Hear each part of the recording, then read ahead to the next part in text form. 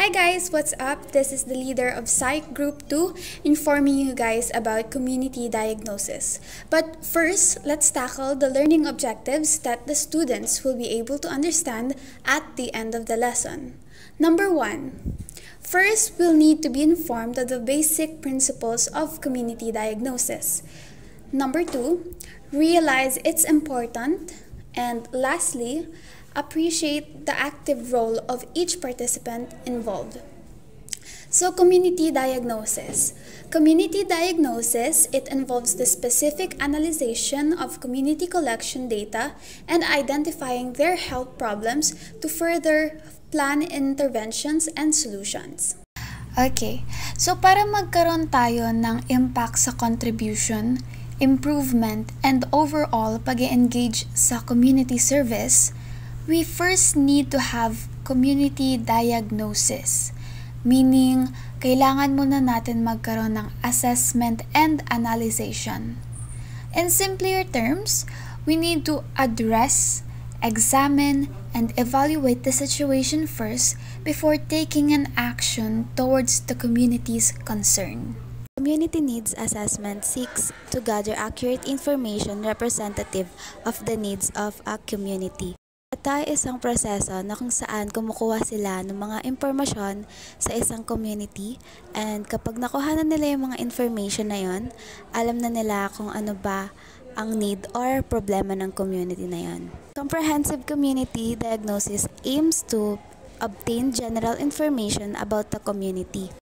You need to gather a general information sa isang community para mas malaman mo kung ano ba talaga yung problema nila. Problem-oriented community diagnosis is the type of assessment that responds to particular needs. Ito ay kapag pumunta ka sa isang community, alam mo na agad kung ano yung problema. Like sa Marikina, 'di ba? Alam na natin na bahain doon. So, ayun yung problem-oriented.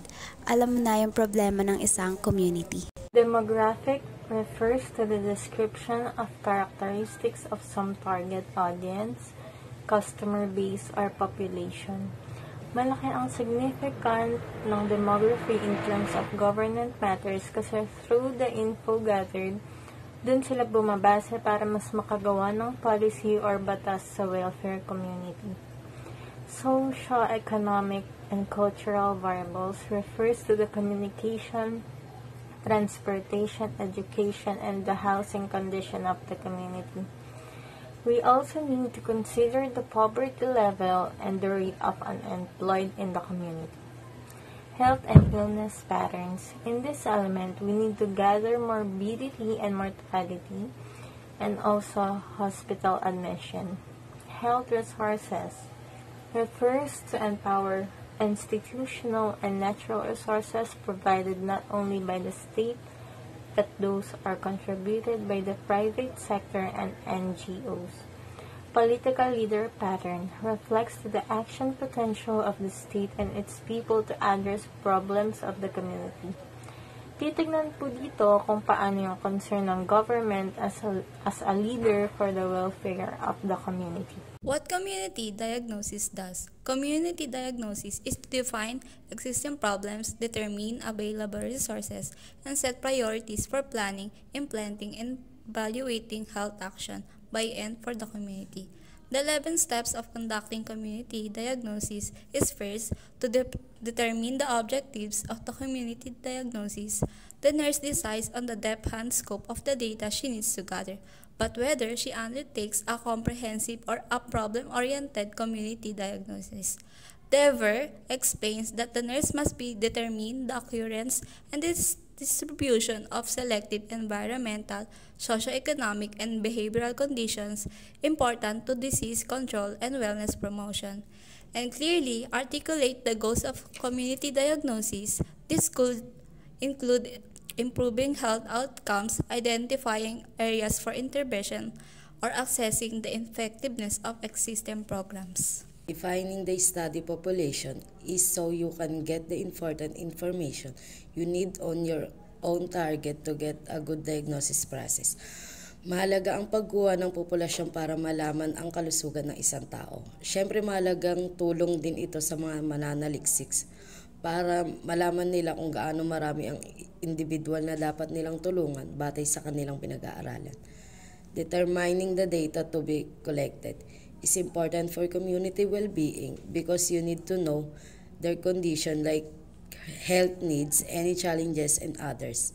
Ang pagkuha naman ng data ay nakabatay sa health behaviors, environmental factors at demographic na siyang mahalaga para sa isang community para malaman ang mga needs nila sa kanilang health, mga hamon sa buhay at syempre kung ano naman ang ginawa nila para mag-improve sila.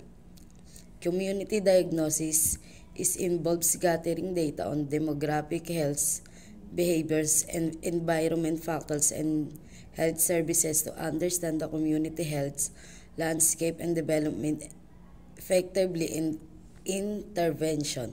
Ang pagkuha ng data ay mahalaga para sa information ng isang tao. Isa na rin ang kanilang kalusugan na nagsisilbi rin itong makakaintindi ng mga pangyayari sa community at mga pangangailangan para sa maayos na kalusugan. Developing the instrument, mga kagamitan na gagamitin or we use to gather data.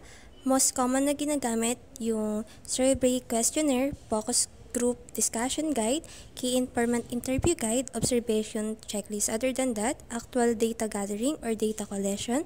This is the process of gathering and measuring information on variables of interest and establish that enables one to answer stated research questionnaire, test hypotheses, and evaluate outcomes. Data collation is the process of conducting different pieces of hidden information so that similarities and difference can be seen. Data collation is ginagamit to para ma-differentiate yung yung mga nag-gathered yung mga information na data and collect and arrange the sheets of a report book, etc. in the correct order. Ayun po ang ibig sabihin ng data collection. Data presentation is a process to which we utilize a visual aid in representing the data that has been gathered. It organizes information into thought flows that can be easily understood and easily explained. Data analysis analyzes data that has been gathered for the study. It is crucial on which data should be retained and discarded, allowing for effective distribution of information and easier to utilize the data within the discussed project. Identifying the community problems is an important factor in order to assess the community's overall well-being.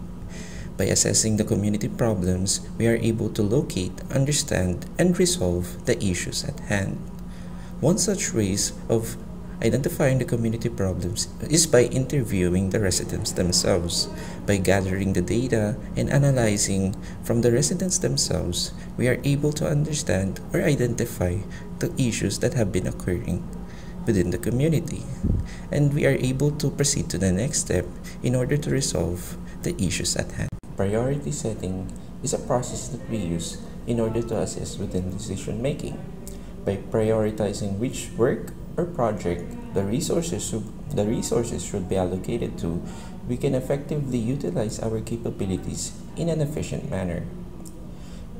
Priority setting can also be used outside resource allocation.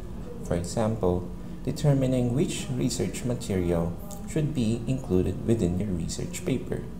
Should they fit the criteria or the requirements that you have placed within them? In simpler terms, priority setting is a way to determine which decisions should be deemed important or which decisions should give you the best result.